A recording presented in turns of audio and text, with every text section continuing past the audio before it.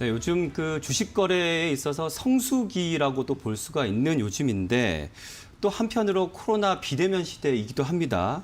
그런데 우리 50대 이상 장년층 분들이 이 증권사 객장에 더 이상은 참을 수가 없어. 네, 가서 무언가 해야 될 상황이야라고 하시면서 객장에 그렇게 북적인다는 얘기를 들었습니다. 이해라 기자. 네. 맞습니다. 권대기 앵커는 이 주식 거래할 때 어떤 거 쓰시나요? 저는 50대가 아닙니다. 스마트폰을 잘 네. 이용을 하고 계시나요? 그렇습니다. 네, 이렇게 권대기 앵커는 잘 이용을 하고 있지만 저희 이제 한 50대, 60년대 중장년층 분들은 그래요. 이 스마트폰을 이용한 거래를 굉장히 어려워하고 거래를 하는 것까지는 괜찮은데 네. 아예 설치를 하지 못해서 이 스마트폰이나 노트북을 들고 객장에 찾아오시는 분들이 굉장히 많아졌다라고 네. 합니다. 뭐 이러다 보니까 이 설치를 도와주기 위해서 직원이 직접 나서게 되면은 대기 시간이 길어지는 경우가 굉장히 잦아졌다고 해요. 그래서 네. 줄이 뭐 1시간까지도 이어지는 아유. 경우가 있고 뭐 네. 줄줄이 서서 대기하는 고객들도 많아지기도 하고 이런 상황이 요새 연출이 되고 있다고 하네요. 네, 사실 여기 지금 이 자리에 있는 분들은 주식 거래 당연히 이제 온라인 한다라고 아마 생각할 정도의 우리인데 사실 그 장년층 분들은 이 워낙 디지털과는 좀 친하지 않으신 분들이 많으셨기 때문에 지금 이런 상황이 펼쳐지고 있는데 분명히 그동안 소외했던 분들이 많았을 것 같아요, 성종 기자. 네. 네.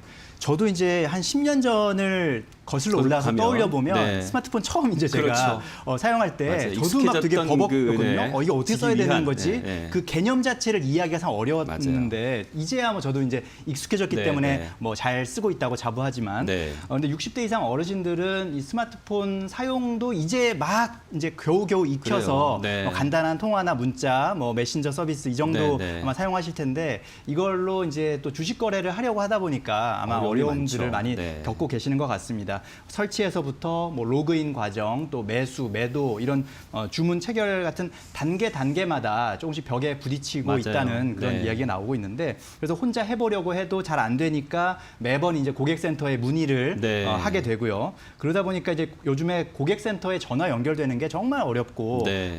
많이 걸린다고 하더라고요. 대부분 아마 이런 어르신 고객들의 문의 전화가 많이 맞습니다. 늘어나지 않았을까 네, 네. 생각이 됩니다. 근데 뭐 이게 이상하거나 특별한 사례가 아니라 저는 자연스럽고 당연한 거라고 네, 생각이 네. 들고요.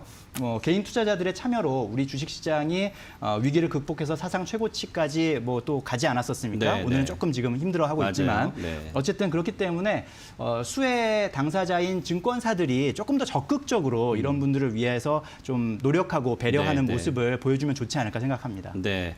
사실 그 휴대전화 자체도 이용하기 힘드신 분들, 사실 자녀분들이 좀 도움을 주셔서 그나마 이용하시고 그러는데 이 자녀분들이 주식거래를 또 하지 않다 보니까 이 도움을 또 못 주고 있는 상황이 되다 보니 또 객장에 또 가실 수밖에 없는 이런 상황이 지금 악순환이 되고 있는 상황인 것 같아요.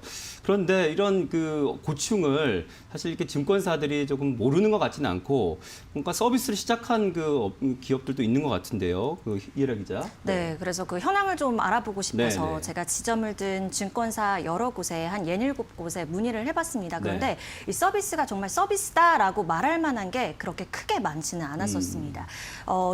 이것에 대해서 지금 필요성은 공감은 하고 있는데 네. 왜 그러냐면 뭐 요새는 IPO 청약 같은 거 공모주 하실 때도 모바일 트레이딩 시스템 MTS라든지 네. 홈에서 하시는 HTS 이런 걸 이용을 하실 수밖에 없는 상황인데 예전에는 이걸 적어서 객장에서 냈다고 합니다. 그래서 무조건 필요는 해서 중장년층들이 잘 이용을 할 수 있게끔 서비스를 만들어야 하는데 이것이 그냥 그 순간순간 대응을 하는 수준이지 서비스화되지 않는 곳이 좀 많더라고요. 네. 그래서 취재를 하다 보니까 2016년 4월에 금감원에서 이 중장년층을 위해서 이러한 서비스를 조금 확충을 해라라는 권고사항이 내려왔다고는 하는데 아직 크게 확충은 되지 않아서 좀 불편을 겪는 분들이 많은 것으로 좀 파악이 됐습니다. 그런데 그 와중에서도 좀 힘을 쓰는 그런 증권사들이 있어서 알아봤는데요. 먼저 신한금융투자 같은 경우에는 보통 이렇게 중장년 고객이 오시면은 뭐 직원 한 명이 대응을 하는데 여기서는 고객 지원팀에서 한 명, 영업팀에서 한 명, 그러니까 두 명의 직원이 한 명의 고객을 마크하는 그래서 조금 더 풍부하고 자세한 설명을 도와드리는 이런 시스템을 좀 확충을 하고 있다고 하고요. 네. 그리고 요새 좀 유튜브 영상으로도 많이 증권사들에서 홍보를 하고 콘텐츠를 올리고 있는데요. 이 콘텐츠에서도 좀 주린이들, 중장년 주린이들 네. 주식을 이제 시작하는 그런 고객들을 위해서 그런 콘텐츠를 좀 다양화하려고 확충을 하는 중입니다. 중이라고 합니다. 그리고 KB 쪽도 좀 눈에 많이 띄었습니다. 네. KB 쪽에서는 디지털 파트너라는 것을 모집을 했는데 디지털 파트너요. 네네. 이게 영업 지점에 가면 대학생 등 이런 구직자들이 이 중장년 고객이 왔을 때 네. 어떻게 사용을 하는지 이제 도움을 주는 그러한 이제 직종이라고 봐야 될까요? 네, 파트타임으로 한 좋네요. 2개월 정도 근무를 할 수 있는 그런 역할이라고 하는데 이 부분을 또 확충을 해서 좀 구직 청년들에게 맡겨보는 그래서 또 중장년층 분들에게 도움을 주는 서비스를 확충을 했다고 합니다. 이미 근데 비슷한 고민을 하고 있는 증권사들은 많은 것으로 네. 좀 파악이 됐습니다.